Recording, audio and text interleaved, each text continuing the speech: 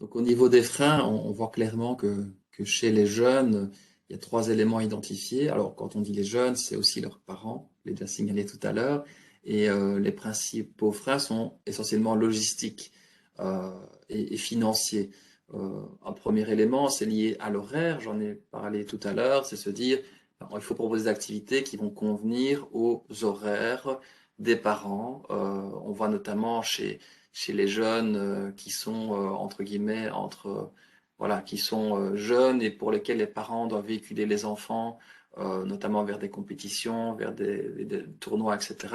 Ben, c'est une problématique pour eux à signaler. Au niveau du coût aussi, c'est quelque chose qui est quand même relativement important et on voit que c'est au début de l'âge adulte qu'elle se marque, c'est pas étonnant, parce que là, c'est les jeunes eux-mêmes qui vont devoir, entre guillemets, débourser un certain montant pour s'inscrire, et pour des jeunes qui débutent dans le milieu professionnel, c'est pas forcément évident.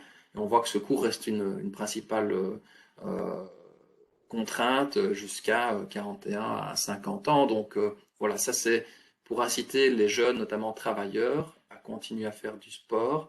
Ça peut être intéressant de leur proposer aussi des offres adaptées au niveau horaire, au niveau du coût, pour que finalement il n'y ait pas un abandon de la pratique sportive lorsqu'ils rentrent dans la vie active avec toutes les contraintes que ça a, que ce soit au niveau de la famille, au niveau professionnel.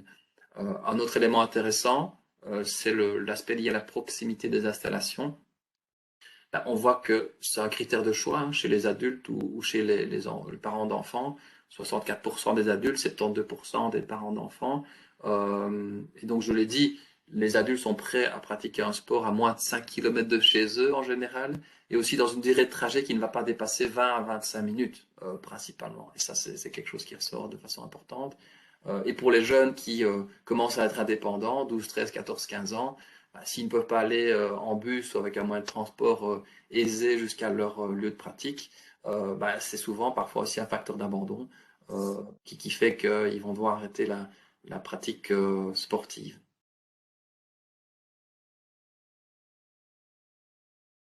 Et on voit que chez les adultes, bah, ces aspects liés au coût et notamment à la santé sont des aspects qui deviennent prédominants. Donc la santé, c'est à la fois une réalité, c'est-à-dire qu'on a des personnes qui on peut avoir une santé réduite par l'influence de certaines maladies chroniques, je l'ai signalé, mais aussi c'est parfois une perception que finalement bah, on a une santé qui est trop faible, des problèmes de santé pour faire du sport, et là sensibiliser au niveau communication par rapport au rôle du sport sur la santé, aussi au fait que finalement il y ait peu de contre-indications à la pratique sportive parce qu'elle va engendrer des bénéfices supplémentaires par rapport au fait d'être inactif ou sédentaire. C'est peut-être aussi une démarche de communication qui s'adresserait à un public adulte et qui serait judicieuse pour faire en sorte que ça modifie entre guillemets leur préconception par rapport au sport, qui est parfois associé à de la compétition uniquement, notamment chez les plus âgés qui ont connu cette philosophie, cette culture, mais plutôt lié maintenant au bien-être, à la santé et au plaisir. Donc ce changement de paradigme pourrait être intéressant pour inciter les adultes à continuer une pratique sportive.